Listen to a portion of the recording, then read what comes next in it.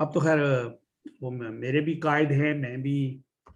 انہی کی جماعت کا حصہ بن گیا ہوں، تو لہذا میں مہمان تو نہیں، ان کو قائد کہوں گا۔ اقبال کا ایک شعر ہے، مرگ اندر فنون بندگی، منچ گویم از فسون بندگی، نغمہ او خالی از نار حیات، ہم چو سیل افتا بدبودار حیات۔ آگے خیر لمبی اس کا وہ پورے مصرے ہیں، لیکن میں نے 2 ہی مصرے پڑھنے تھے۔ میں تمہیں کیا بتاؤں کہ غلامی کا جادو کیا ہے، اس کے فنون میں موت، اس کے فنون میں بھی موت کے سوا کچھ نہیں، اس کا نغمہ زندگی حرارت سے خالی ہے، اور اس کا سیلاب زندگی کی دیوار کو ڈھا دیتا ہے، اس کا ساز آبادیوں کو موت کی نیند سلا دیتا ہے، اس لیے غلام کے نغمہ موت سے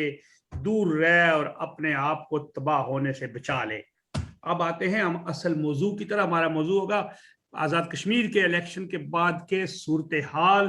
اور کوئی پاکستان کی 1-2 باتیں جو سیاسی صورتحال، ان کے اندرونی مسائل ہیں۔ مجھے جو نظر آ رہا ہے، اور میں نظر آ رہا ہے، میں دیکھ رہا ہوں، قائد بہتر بات کریں گے کہ ایک دھرنا اسلام آباد کی طرف روانگی کا منتظر ہے، اور اس کا، اس دھرنے کا موازنہ 2014 کے دھرنے سے نہیں کریں گے، لیکن دھرنا یہ روانگی کا تیار کھڑا ہے، اور اس کا جو بھی نتیجہ نکلے وہ تو دیکھیں گے۔ پرائم منسٹر عمران خان نے آج کابینہ کے اجلاس میں علی امین گنڈا پور کی بڑی تعریف و توصیف کی ہے۔ وہ اس لیے کہ کہا کہ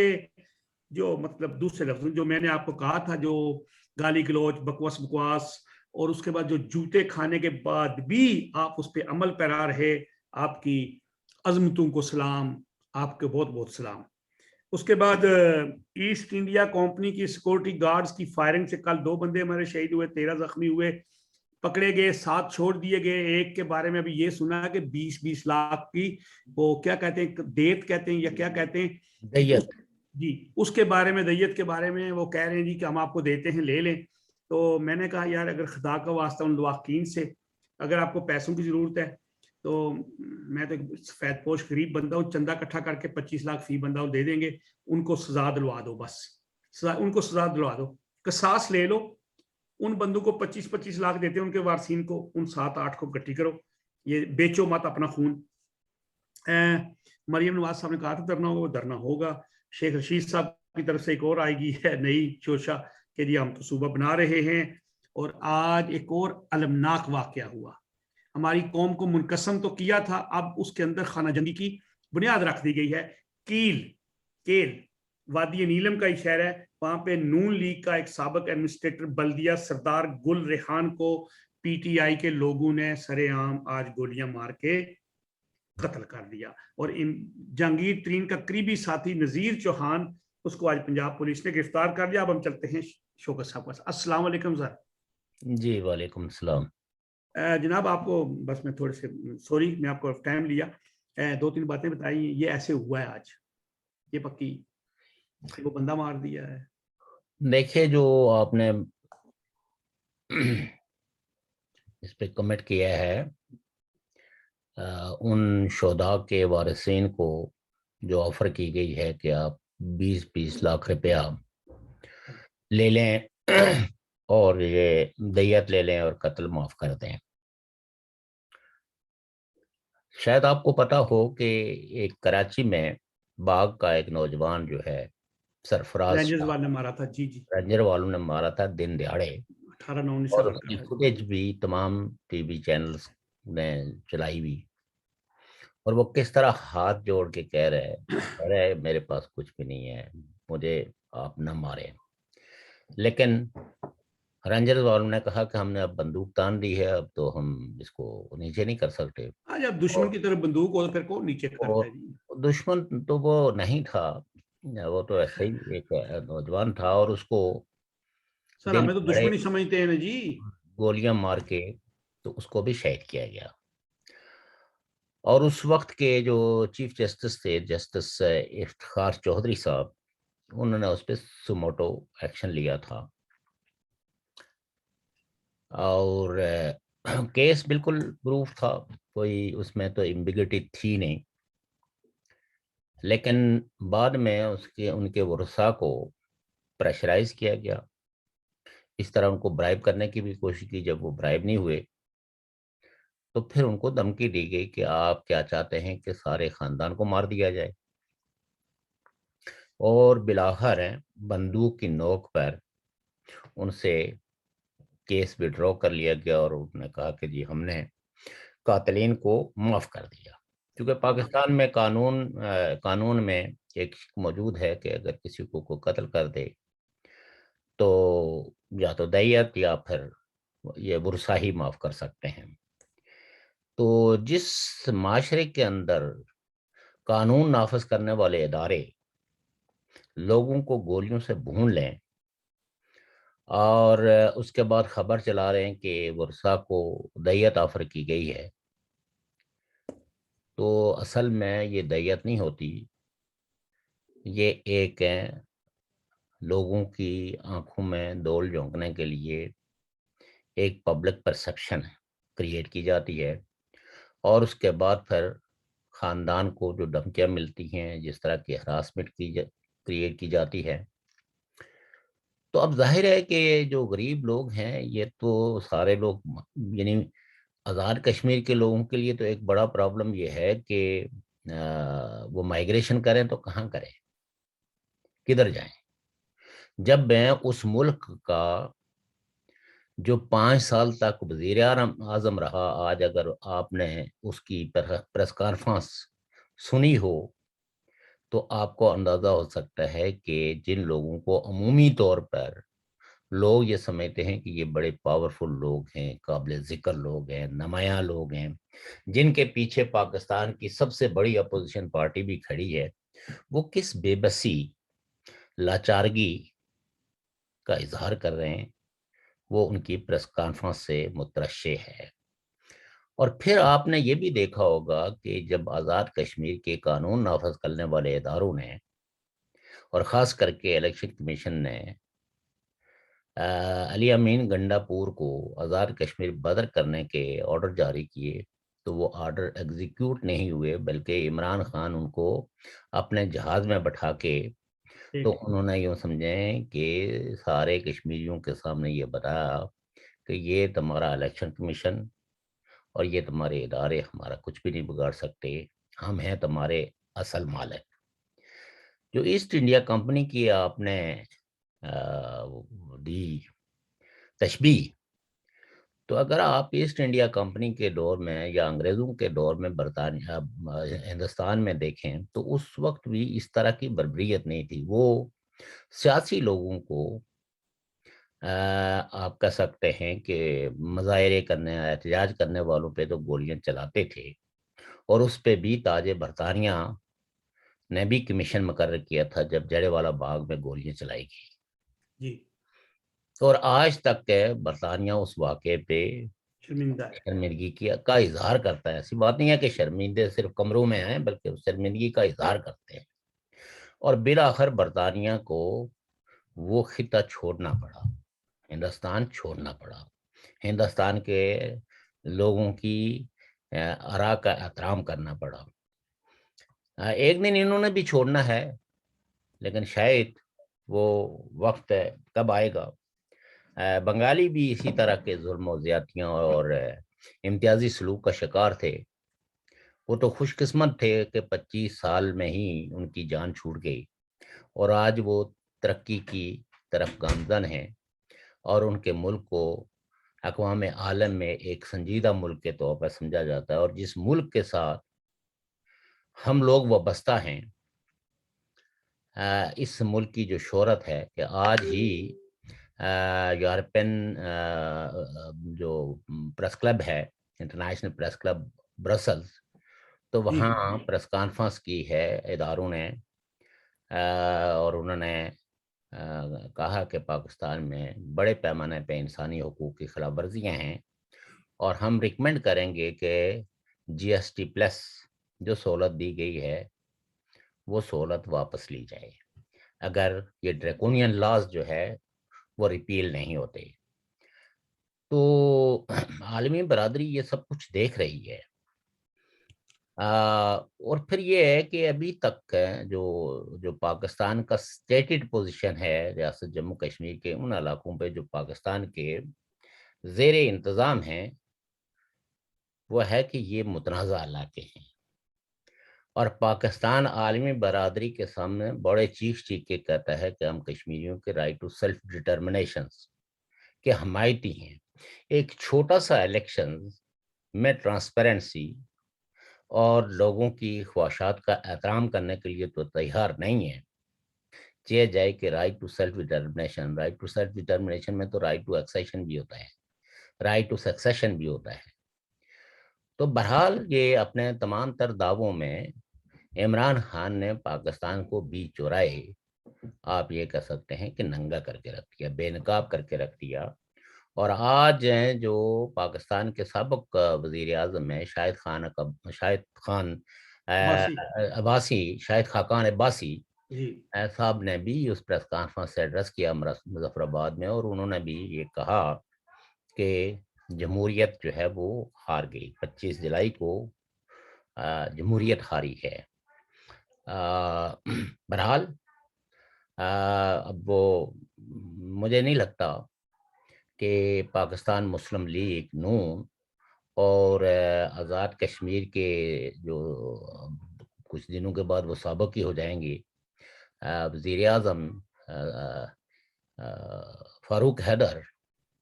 اس جرات مندی کا اظہار کریں گے، اور وہ آ کے اس ظلم، زیادتی اور دھاندلی جو کھلے عام ہوئی ہے، اور آج انہوں نے وہ سب شواہد بھی پریس کے سامنے رکھے ہیں، اس پہ وہ کوئی احتجاج کریں گی۔ مجھے معاف کریں گے، میں کوئی مایوسی کی بات نہیں کرتا ہوں، لیکن ہوتا یہ ہے کہ گزشتہ 70 سالوں سے لوگوں کو صرف اس لیے ان کی آراء کو، ان کی آواز کو درگور اتنا نہیں سمجھا گیا ہے اور ان کو دبا دیا گیا ہے کہ اگر اس پہ کوئی احتجاج کیا جائے گا تو ہندوستان کو فائدہ ہو جائے گا۔ انسانی حقوق کی پامالیاں آپ کریں، لوگوں کے فیصلوں کو طاقت کے زور پر آپ بدلیں، ڈریکونین لاز آپ مسلط کریں، الیکشن میں قوم پرستوں کو حصہ نہ لینے کے قوانین آپ بنائیں۔ آج تک کسی نے یہ سوال نہیں پوچھا کہ یہ جو ایکٹ 74 ہے اس کو کس نے کشمیری عوام کے سروں پہ مسلط کیا۔ آج کے جتنے بھی جیورسٹ ہیں وہ یہ کہتے ہیں کہ یہ کانسٹیٹیوشن کی ٹرم پہ تو پورا کسی بھی صورت میں بھی نہیں اترتا، بلکہ آپ یہ کہہ سکتے ہیں کہ آزاد کشمیر کے لوگوں کو کانسٹیٹیوشن کے نام پر غلامی پہ مجبور کیا گیا ہے، اور آزاد کشمیر کی جو عدالتیں ہیں ان عدالتوں کو پابند کیا گیا ہے کہ پبلک انٹرسٹ کی کسی قسم کی پٹیشنز کو آپ نے انٹرٹین نہیں کرنا ہے۔ یہی وجہ ہے کہ سردار آفتاب احمد خان صاحب نے ایک پٹیشن دائر کی تھی، آفتاب خان ورسز اسٹیٹ، جو پی ایل ڈیز میں بھی موجود ہے، اس کو یہ کہہ کے مسترد کر دیا گیا کہ چونکہ یہ کورٹ کی جو ہے وہ جورسڈکشن نہیں ہے، چونکہ یہ کورٹ جو ہے انڈر ایکٹ 74 جو ہے وہ کام کرتے ہیں، اور ایکٹ 74 میں جو شکیں ہیں وہ غیر مشروط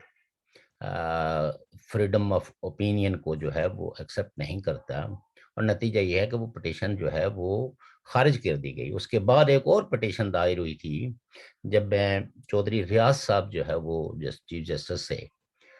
لینڈ آفیسروں کے خلاف کہ ایکٹ 74 کے اندر تو یہ لکھا ہوا ہے کہ کوئی نان اسٹیٹس جو سبجیکٹ ہے وہ ملازمت نہیں کر سکتا، تو انڈر وچ لا یہ لینڈ آفیسر کام کرتے ہیں۔ وہ پٹیشن بھی بلاخر 3-4 سال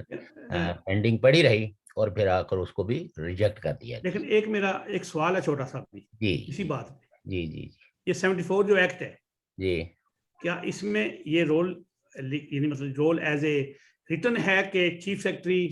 فنانس سیکرٹری، آئی جی یہ ادھر سے آئیں گے؟ देखिए इस एक्ट में लैंड ऑफिसर्स का कोई जिक्र नहीं है कि उनके क्या अख्तियार है, वो पाकिस्तान से आएंगे, कहाँ से आएंगे, इसका भी कोई जिक्र नहीं है। अब तक कि लैंड ऑफिसर का कोई कोई आपको अगर उसमें देखें तो कोई जिक्र नहीं है। लेकिन गुज़श्ता 70 सालों से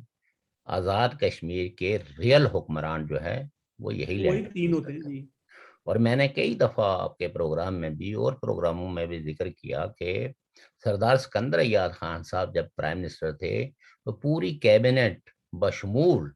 लेजिस्लेटिव असेंबली ने एक रेजोल्यूशन पास की और गवर्नमेंट ऑफ पाकिस्तान को कहा कि आप इस चीफ सेक्रेटरी को इनकी खिदमत आप वापस लें, क्योंकि इनकी मौजूदगी में पाकिस्तान के मफादात को शदीद खतरात लाहक हैं। हाँ, बल्कि एक दफा चीफ सेक्रेटरी को आईजी को वापस भेज दिया था, ये मुझे पता है, एक दफा हुआ था। नहीं भेजा, ये खबरें सीना गजट हैं, ये तो ऑन रिकॉर्ड है। और गवर्नमेंट पाकिस्तान ने पूरी कैबिनेट और लेजिस्लेटिव असेंबली की उस रेजोल्यूशंस को दरगोर एतना नहीं समझा और उन्होंने रिजेक्ट किया, और 2 साल और उसे चीफ सेक्रेटरी ने, बल्कि उसकी जो जो टेन्योर पूरा होना था उसकी उसको एक्सटेंशन भी दी गई। और जाहिर है कि आज़ाद कश्मीर के तमाम एडमिनिस्ट्रेटिव मैटर्स जो है वो अंडर चीफ सेक्रेटरी हैं और आईजी पुलिस है। तो इस पे हम जितनी भी गुफ्तगू करें तो उसका मासल यही है कि ये एक न्यू तर्ज की कॉलोनियलिज्म है गुज़श्ता 70 सालों से। और जो लोग भी ड्रैकोनियन लॉज के खिलाफ या पाकिस्तान की गैर ज़रूरी मदाखलत के बारे में कोई गुफ्तगू करते हैं वो पर्सनल नन ग्रेटा करार दिए जाते हैं, उनको तंग किया जाता है, उनको हरास किया जाता है। और अगर कोई ज़रा थोड़ा सा पब्लिक फिगर पब्लिक के अंदर उसकी पॉपुलैरिटी बढ़ना शुरू हो जाए तो फिर उसको गैब भी कर दिया जाता है और कई कई दिन तक, और कभी उसको किसी अदालत में प्रोड्यूस नहीं किया जाता। और ना ही अदालतें जो है वो इस पोजीशन में हैं कि वो किसी भी गैब किए हुए शख्स को, जो जिसको रियासतें जिसको लॉ की टर्म में कहते हैं इनफोर्स डिसअपियर्ड पर्सन्स को, आज तक कहीं भी कोर्ट में पेश नहीं किया जाता। उसको डरा धमका के, उसको सुधा के, उसको धमकियां दे के बाज़ दफ़ा उसको छोड़ दिया जाता है, लेकिन कोर्ट में प्रोड्यूस नहीं किया जाता। और उसको धमकी दी जाती है कि अगर आप कोर्ट में गए या आपने बयान दिया तो फिर न सिर्फ आप बल्कि आपके पूरे खानदान को कत्ल कर दिया जाएगा। जिसकी जिंदा मिसाल मैंने एक पिटीशन जो है वो जस्टिस है, उस वक्त चीफ जस्टिस मंजूर गिलानी, उनकी जी जी। अदालत में जब मुझे मुझे छोड़ा गया तो मैंने पिटीशन भी दायर की। और सुनने के बाद चीफ जस्टिस साहब ने ये कहा कि ऊपर वाली अदालत में आप अपना मुकदमा दायर करें। जाहिर है उन्होंने अपनी बेबसी और लाचारगी का इजहार किया कि हम तो इन लोगों का कुछ नहीं कर सकते। और बल्कि उन्होंने कहा बाद में कि जिन लोगों ने जुल्फकार अली भुट्टो जैसे पॉपुलर लीडर को दिन दहाड़े फांसी दे दी, पीपल्स पार्टी जैसी पॉपुलर पार्टी ने इनका क्या बिगाड़ लिया। बल्कि उल्टा धीरे धीरे वक्त गुजरने के साथ साथ जो है वो पीपल्स पार्टी को मालशिया पार्टी बना दिया गया है। और अब वो अ, इस मखमसे में हमेशा रहते हैं कि कहीं कोई और हमारा शहीद न कर दिया जाए। और ज़िंदगी की अब वो एक तरह की पार्टी जो है वो भीख मांगती है। और ये इसी तरह की सिविलियन लोगों को, अपने दोस्तों कोलीग्स को जिनके साथ वो इत्तेहाद भी करते हैं, उनको गालिम गलौज करके तो अपने अपनी ज़िंदगी का थोड़ा सा, तो ये पार्टियों के साथ, नून लीग के साथ भी आप ये देखिए कि जिस तरह के बयान किए जाते हैं, तो वो एक वाज़ेह तकसीम जो है वो ये बताते हैं। हालांकि मैं समझता हूँ कि अगर वाकई ये लोग जमहूरियत के लिए सीरियस हैं और ये पाकिस्तान के बड़े बड़े ओहदों पे भी फायज रहे हैं और ये एक 3-4 دفعہ اس پارٹی کو لوگوں نے مینڈیٹ دیا، یہ اقتدار میں آئی، لیکن آج بھی اگر آپ یہ کہیں تو آپ کو یہ پارٹی آج بھی ایک کنفیوز پارٹی لگے گی۔ اس میں سوائے نواز شریف صاحب اور محترمہ مریم نواز کو اگر مائنس کر دیا جائے تو مجھے نہیں لگتا کہ کوئی ایک بھی باقی بندہ جو ہے وہ نواز شریف صاحب کے اس بیانیے کے ساتھ کما حق کو تیار ہے رجسٹ کرنے کے لیے، مزاحمت کرنے کے لیے، پاکستان کے لوگوں کی بیٹرمنٹ کے لیے مزید قید و بند کی صحبتیں، مزید جو ہے وہ قربانیاں دینے کے لیے تیار ہو۔ یہی وجہ ہے کہ موسٹلی اخبارات میں اور ٹی وی ٹاک شوز میں یہ بیان کیا جاتا ہے کہ نواز شریف صاحب کو اپنی پارٹی کی جانب سے پریشرائز کیا جا رہا ہے کہ آپ نے اگر بیانیہ نہ بدلا تو 2023 کے جو الیکشنز ہوں گے اس میں ہماری پارٹی کے لوگ ٹکٹ نہیں۔ حالانکہ جو غیر جانبدار مبصرین ہیں وہ پی ٹی آئی کے لیے کہتے ہیں کہ پی ٹی آئی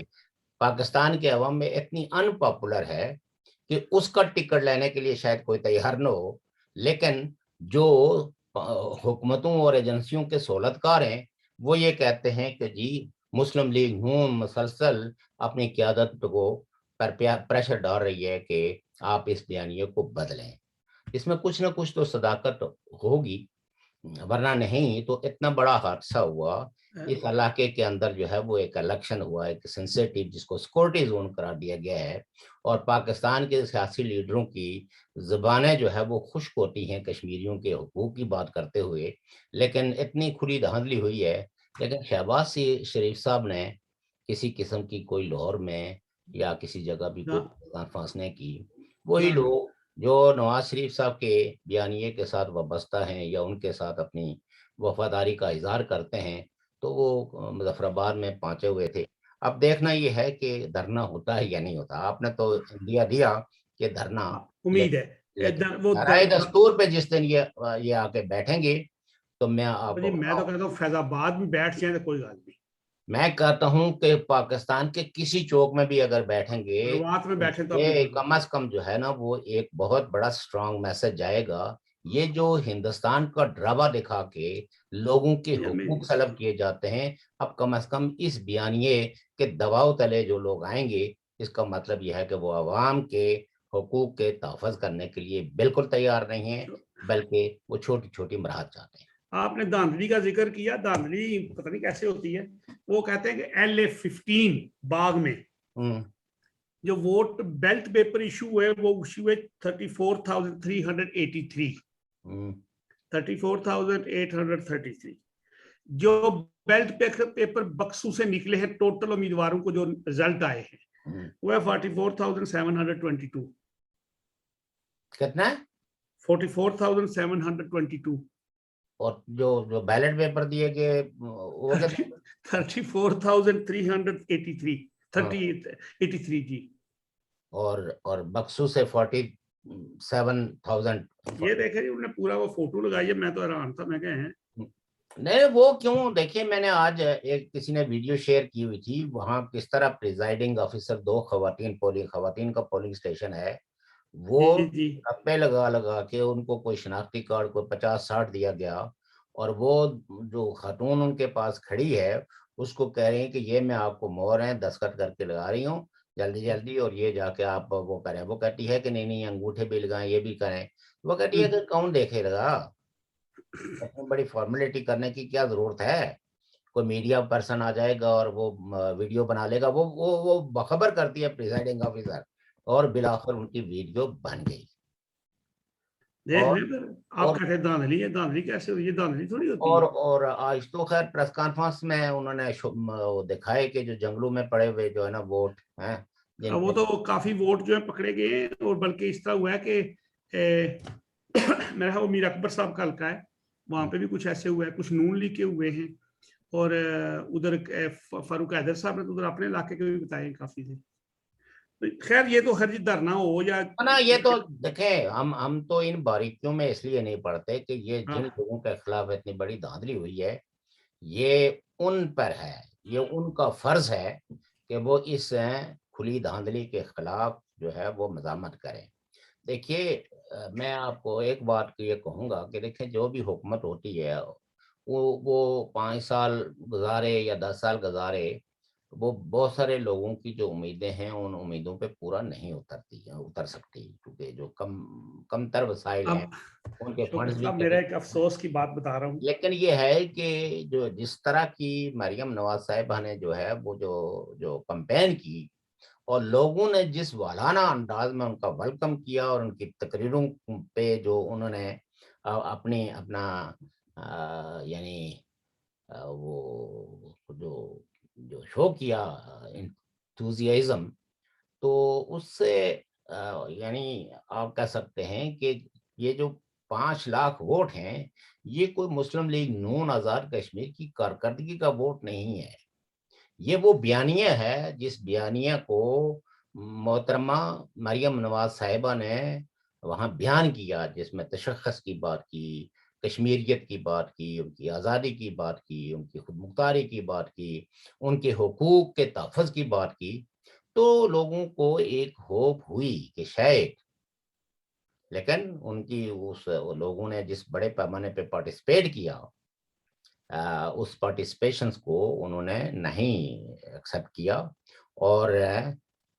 پیغام یہ بھیجا کہ آپ یہاں کچھ بھی کر لیں، چاہے پورے آزاد کشمیر کو اکٹھا بھی کر لیں، ان کا ووٹ بھی آپ کے حق میں ہو، لیکن نتائج ہم وہی لیں گے۔ اور آج کسی نے لکھا تھا کہ پاکستان کی آرمی کو شاباش دی تھی کسی نے کہ دوسروں کے ساتھ ہیں آپ نے تو ہر جنگ ہاری، لیکن الیکشن میں اور اپنے عوام کے خلاف آپ نے ہر جنگ جیتی۔ اس نے کہا مبارک ہو کہ آپ وہ تمام جنگیں آپ نے جیتی ہیں جو اپنے عوام کے خلاف تھی، وہ تمام جنگیں آپ نے ہاری ہیں جو مخالفوں کے ساتھ، یعنی جو دوسرے ملکوں کے دشمن ہیں۔ تو اینی ہو، یہ تو ہے صورتحال، اور لیکن آپ شوکت صاحب دیکھیں ایک تو اور بات ہے. ان لوگوں کو اب جائے جو ہے نا وہ جا کے، یعنی یہ کوئی ماں کوئی باپ وہ پیسوں کے عوض اپنے بچے کے خون کو نہیں بیچ سکتا، لیکن لیکن خبر یہی آئی ہے. جس وقت آپ کو تھریٹ کی جائے کہ ایک تو مر گیا دوسرے کو بھی ہم مار دیں گے، تو اس وقت جو ہے وہ ماں باپ کمپرومائز پہ تیار ہوتے ہیں۔ شوکت صاحب 2 خبریں اور چھوٹی چھوٹی، یہ بھی بات کر دیں آپ سے. جی جی جی ایک تو جہانگیر ترین صاحب کا رائٹ ہینڈ وہ ایم پی اے تھا نذیر چوہان، جی اس کو آج پولیس نے گرفتار کر دیا لاہور میں. اس پہ الزام ہے کہ اس نے اپنا جناب محترم، وہ کیا نام ہے جی، محتسب جو احتساب بیورو کے بڑے وزیر مشیر ہیں، وہ شہزاد اکبر، شہزاد اکبر، ان کی زندگی کو خطرے میں ڈالا تھا. ہاں وہ انہوں نے کہا تھا ان کے بارے میں کچھ ہے، لیکن تو سوال یہ ایک پیدا اور بات بھی عرض کر دوں ساتھ ہی، پھر آپ خود ہی دونوں پہ بات کریں گے. آج سعودی وزیر خارجہ بھی تشریف لائے ہیں پاکستان میں، شہزادہ بھی آئے ہیں. وہ پتہ نہیں کس موضوع پہ آئے ہیں، اللہ جانے. کچھ کہہ رہے ہیں جی وہ نواز شریف کے واسطے آئے، کچھ کہتے ہیں کچھ آئے، لیکن آئے ہیں وہ. بہرحال دیکھیے ایک بات اس پہ تو تقریباً پاکستان کے سارے ہی روشن ضمیر جو تجزیہ کار ہیں وہ اس بات پہ تو متفق ہیں کہ عمران خان صاحب کی حکومت کو اگر اور 4 سال بھی ملیں گے اور 5 سال بھی ملیں، یہ ڈیلیور کچھ نہیں کر سکتے، اور پاکستان کی معیشت، پاکستان کی اخلاقیات، پاکستان کی کلچر، یہ جس طرح انہوں نے اپنے اقدامات سے اس کا ڈکلائن کیا ہے، یہ دن بدن تباہی کی طرف ہی جائے گا۔ ظاہر ہے نواز شریف صاحب کی جو وائس ہے یقیناً وہ اپوزیشن پارٹی کے سب سے اپوزیشن پارٹی کے ہی نہیں بلکہ پاکستان کے اس وقت آپ یہ کہہ سکتے ہیں کہ ایسے رہنما ہیں جن کو لوگوں کی ایک بڑی حمایت حاصل ہے، اور لوگ ان کے ساتھ اظہار یکجہتی کرتے ہیں۔ یہ جو مریم نواز صاحبہ کے جلسوں میں اتنا بڑا کراؤڈ جاتا ہے، تو اس میں ایک فیکٹر جو ہے وہ ہے کہ ان کو یہ یقین ہے کہ ہاں یہی وہ رہنما ہیں جو نواز شریف کے احساسات، جذبات، امنگوں اور ان کی آدرشوں کی نمائندگی کرتی ہے، تو اس لیے لوگ جاتے ہیں۔ ایسی بات نہیں ہے کہ کوئی کسی آدمی کے میں کوئی ایسی مقناطیسیت ہوتی ہے کہ وہ کھینچ لیتے ہیں، اس کے درست بیانیے کی وجہ سے، تو یقیناً۔ اور پھر یہ ہے کہ پاکستان دیکھیں جو اس وقت گرد و نواح کی جو صورتحال ہے، افغانستان کی صورتحال ہے، پاکستان کے اڑوس پڑوس میں ایک طرح کی ایک ایسی کیفیت ہے جس کے اثرات پاکستان پہ منفی تو بہت زیادہ پڑیں گے. اس سے پاکستان کی معیشت اور دگرگوں ہوگی. اور یہ جو جس کو کہتے ہیں کہ جو چلاکیاں ماضی میں ہوتی رہی ہیں وہ چلاکیاں شاید اب چل نہ پائیں. اور آپ دیکھیں کہ امریکہ تو وڈرا ہو گیا ہے لیکن پھر بھی ہیلمٹ میں انہوں نے جو ہے وہ ایئر اٹیک کیا ہے. لیکن وہ دوسرے بھی چھوڑ ہی نہیں رہے, ان کو تو کیا کریں گی. وہ طالبان بھی تو بالکل ہی وہ بے لگام ہو گئے نا, یک لخت. اور دیکھیں یہ اب طالبان کے نام سے بے شمار ویسٹڈ گروپس ہیں, اور طالبان کی بعض دفعہ دیکھیں میں وہ ایک کئی لیڈرز ہیں جو شاید طالبان کے جو سو کال طالبان ہیں, شاید ان میں کچھ جو سنجیدہ فکر لوگ ہوں, وہ امن کے خواہ ہوں, وہ مکالمہ چاہتے ہوں, وہ جمہوری عمل کے اندر جانا چاہتا ہوں, لیکن بندوق بردار جن لوگوں نے ان کے ہاتھوں میں بندوق تھمائی ہوئی ہے ان کے ڈیزائن کیا ہیں. دراصل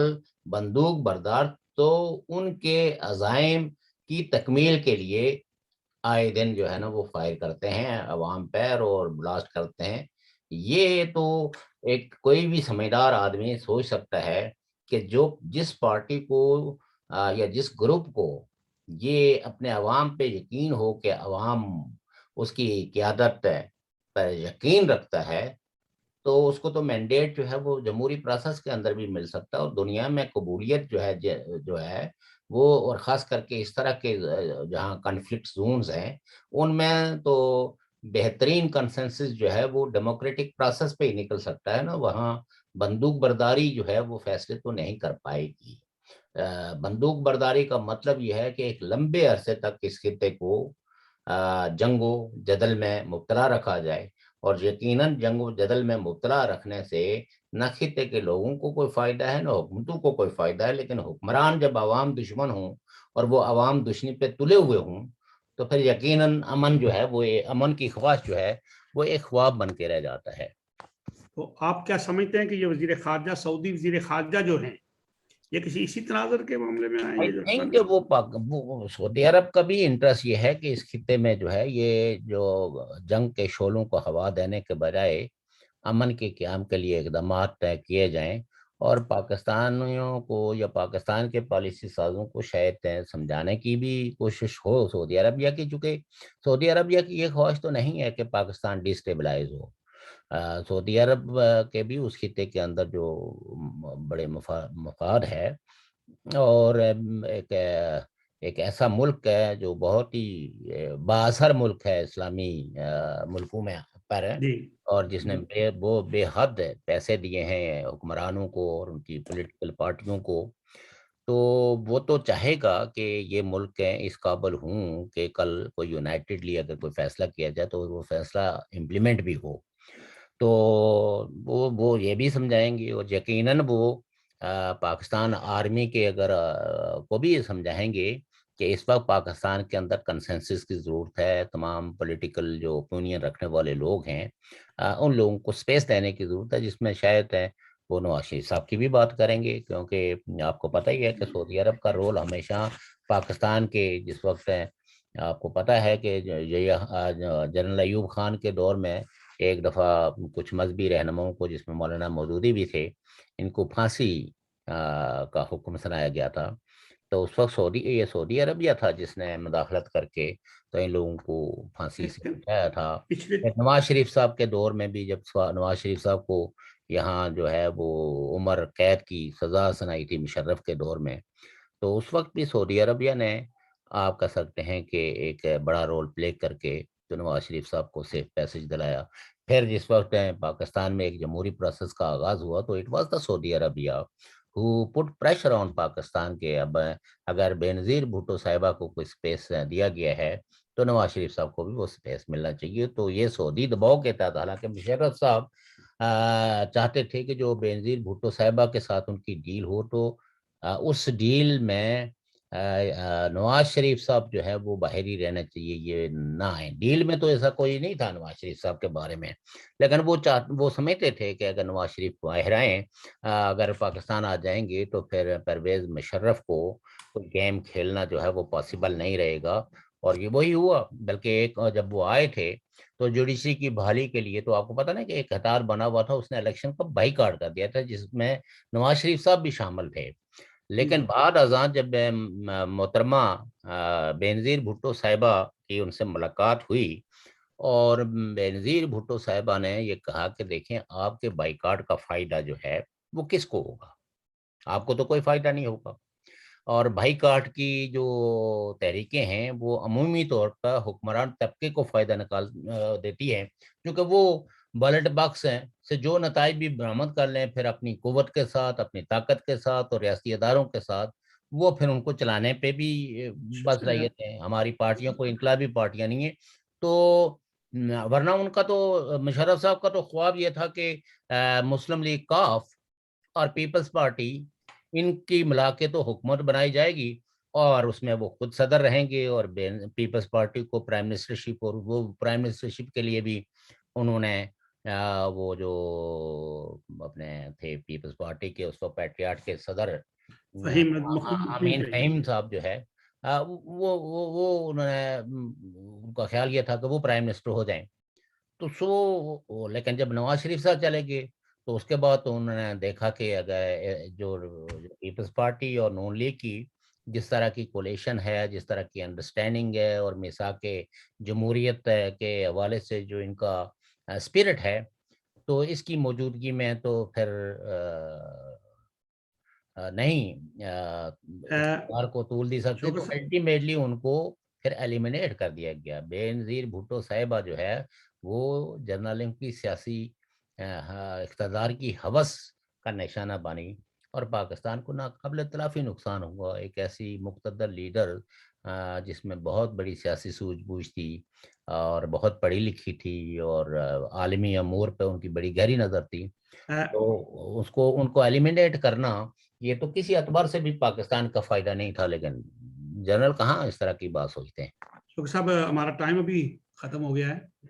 تو ناظرین سامعین ہمارا وقت ختم ہوا جا رہا ہے، تو کل پھر انشاءاللہ شوکر صاحب سے ملیں گے۔ اس سے پہلے ایک عرض کر دوں، کہتے ہیں کہ عجیب رسم ہے چارہ گروں کی محفل میں، لگا کے زخم نمک سے مساج کرتے ہیں، اور بنے ہی اہل ہوس مدعی بھی اور منصف بھی، کسے وکیل کریں کس سے منصفی چاہیں۔ ہماری قوم کا یہ ہے کہ ہمارے جو وکیل، مدعی، منصف سب ایک ہی، وہ